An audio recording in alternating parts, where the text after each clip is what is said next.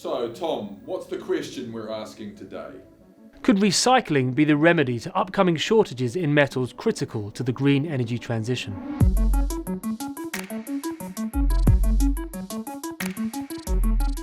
As we make the transition to green energy, all those wind turbines, electric car batteries and transmission lines are really going to need a lot of metals. We're talking about metals such as copper, nickel and lithium, and far more than is produced today.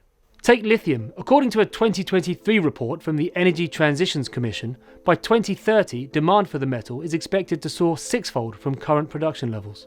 In fact, in a base case scenario, by 2030 lithium demand will be 30% higher than projected supply.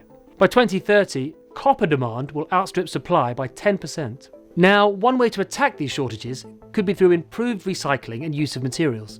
For example, the Energy Transitions Commission report states that if we look at the predicted 30% supply shortage of lithium by 2030, with extensive recycling and using less lithium in future batteries, that 30% gap could narrow to just 10%. So that sounds great, but current recycling levels are pretty low.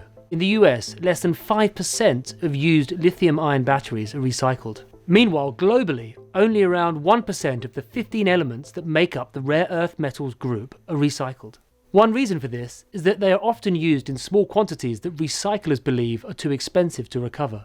The good news is, as the amount of recyclable material in the system grows, the more effective and significant recycling will become.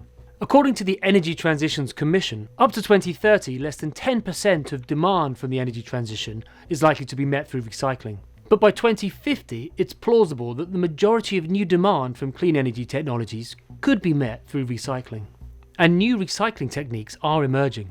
For example, researchers in France's atomic program have developed a process that can recover lithium, nickel, cobalt and graphite from the black mass that comes from crushing automobile electric battery cells. But key recycling policies and strategies are also needed.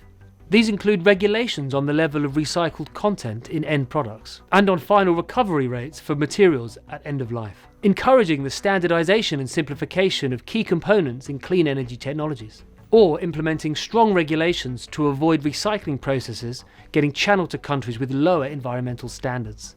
Now, recycling regulations are being introduced. In Europe, the Critical Raw Materials Act has a target that 15% of demand in 2030 for certain metals be met by recycled supply.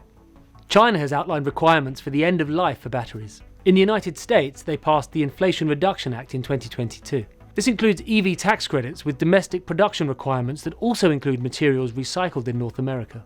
Recycling is not going to single-handedly solve the mineral supply problem. Even the authors of the Energy Transitions Commission report acknowledge that the energy transition will require a vast number of new mines. As many as 40 copper mines, 55 nickel mines and 65 lithium mines could be required by 2030.